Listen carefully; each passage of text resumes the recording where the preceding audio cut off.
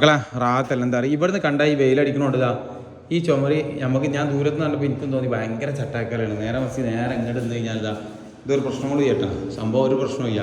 അതേ സംഭവം തന്നെയാണ് ഈ തേച്ചിങ്ങനെ കേട്ടോ. സംഭവം അതേ സംഭവം തന്നെ. പക്ഷേ ഈ വെള്ളത്തിൻ്റെ വെയിലടിച്ചിട്ട് ഇങ്ങനെ തോന്നുന്നു. ഇതൊക്കെ കണ്ടിരുകൾ ഇതൊക്കെ ഉഷാറായി തേച്ചാട്ടോ. ഒരു ചട്ടക്കാല ഒന്നും ചെയ്യട്ടെ. ഞാൻ എന്നിട്ട് രാവിലെ ഇങ്ങനെ നോക്കിയാലും മനസ്സിലാവുന്നുണ്ടാ. ഈ നോട്ടത്തിനും നമുക്ക് മനസ്സിലാവുന്നുണ്ടാ. ഇതൊക്കെ അതേപോലെ തേച്ചാണ്. ഇവിടെ ഈ ഇരുട്ടായതുകൊണ്ടാണ് ഒരു പ്രശ്നങ്ങളും ചെയ്യട്ടോ. ഇവർ അതേപോലെ തന്നെ ലൈറ്റ് ഇട്ടാണ് തേക്കണേനെ കാണിച്ചിട്ടാണ്.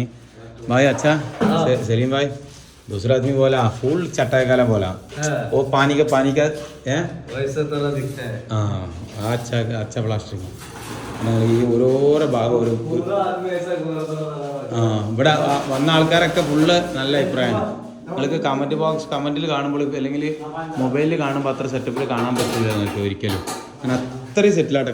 എൻ്റെ കൽവിൽ എന്ന് തോന്നി എന്താ പറയുക ഇവരെ കൊണ്ട് എൻ്റെ പേരെയും ഇവരെ കൊണ്ട് തേൽപ്പിച്ചാൽ മതിയെന്ന് രാവിലെ ഒരു കൽവ് തോന്നിയാണ്.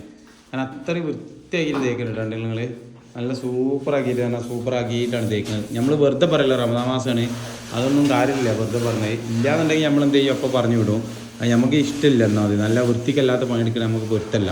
കാരണം നമ്മൾ ആൾക്കാരെ പൈസ എന്താണ് നമ്മൾ ഹലാലായി കിട്ടണമെന്നുണ്ടെങ്കിൽ ആൾക്കാരെ പണിയല്ല നല്ല ക്ലിയർ എടുത്ത് കൊടുക്കണം എന്നാലേ കിട്ടുള്ളൂ. അതിപ്പോൾ 10 രൂപ 20 രൂപ കൂടുതൽ ഉണ്ട് വെച്ചിട്ട് നമുക്ക് എന്ത് ചെയ്യില്ല പ്രശ്നം. നമുക്കത് ഏറൂല വിഷയമല്ല അല്ലേ ഭായി. ഞാൻ പറയല എന്താ എപ്പോഴും ജാസ്തി പൈസ പോയിക്കോട്ടെ അച്ഛാ തേപ്പല്ലേ വേണ്ടിയെന്ന് ഞാൻ പറച്ചില്. ജാസ്തി പൈസ ഉള്ളത് ഞാൻ തരലില്ല. പൊന്നാലിയിൽ ജാസ്തി പൈസ ഒന്നും ഞാൻ തന്നില്ല. പൈസ ഒന്നും ഗിറുഗിറൊന്നും പറഞ്ഞില്ലല്ലോ ഞാൻ തന്നില്ല. അതേപോലെ നല്ല വൃത്തിയിൽ തേച്ചോളി. നിങ്ങൾക്ക് എന്തെങ്കിലും കുറവുണ്ട് ഞാൻ തരും. നല്ല വൃത്തിയിൽ ആൾക്കാർ പ്രവാസ ലോകത്ത് കഷ്ടപ്പെട്ടിട്ട് ഗൾഫിൽ പണിയെടുത്തിട്ടാണ് ബിൽഡിങ്ങൾ ഉണ്ടാക്കുന്നത്. എന്ത് ചെയ്യും നമ്മൾ നല്ല പണിയെടുത്ത് കൊടുക്കുക. ഒരു എക്സ്ട്രാ ഉണ്ട് നമ്മൾ ചോദിച്ചാൽ നമുക്ക് പൈസ തരും. അവർക്ക് പ്രശ്നമില്ല. ഇൻഷാ അല്ലാഹ്.